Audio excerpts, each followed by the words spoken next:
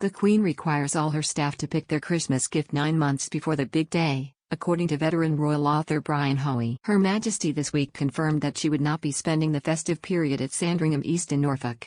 It comes amid concerns over the new coronavirus strain Omicron, which has seen case rises skyrocket in recent weeks.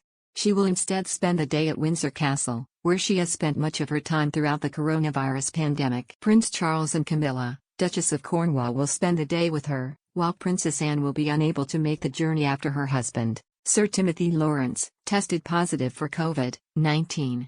Prince Andrew and Prince Edward could join the Queen on Christmas Day, but their attendance has not yet been publicly confirmed by palace officials. It will also mark the first time the Queen has spent Christmas without Prince Philip in 73 years following his passing in April this year. The royal family has many traditions at Christmas time, most of them taken from hundreds of years of monarchy. Others, however, appear to be more recent additions. 1. The way in which the Queen organizes the gifts for her royal staff was explored by veteran Welsh royal watcher Brian Hoey. Writing in a piece for Wales Online, he revealed the brutally regimented way in which staffers get their annual Christmas gift. Workers get to choose their own present, with a few conditions applied.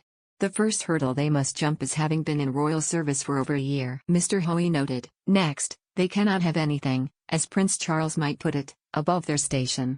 This means the most junior staff can have a gift worth £28, increasing year by year to a maximum of £35.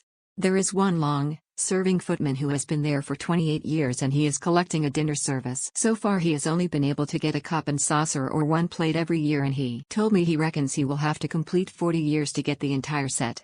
Then in the week before Christmas, to complete the charade, they all troop into one of the state apartments on the ground floor at the palace to receive their presents from the Queen. This is carried out in strict order of precedence, with the members, private secretaries, keeper of the privy purse, crown equerry and master of the household, all going first. They are followed by the senior officials, accountants and administrators, and the ordinary officials, office clerks and press officers, with finally the staff bringing up the rear. These are the domestic workers, cooks, footmen, cleaners, chauffeurs, and the outside staff who work in the garden and who are normally never allowed inside the palace. Their names are called out by the Lord Chamberlain and they come forward to meet the Queen, who hands over their present. They thank her, saying it is exactly what they wanted, without even opening it. Of course it is. After all, they chose it themselves 9 months ago. The staff also get invited to the annual Christmas dance, but only go every other year as they are allowed to bring a guest. But everyone bringing a guest at once would be too many to house. According to Mr. Hoey, the Queen and Philip used to send 850 cards to various people, heads of state, leading politicians, Commonwealth leaders, friends and family. But they did not sit down to sign them together.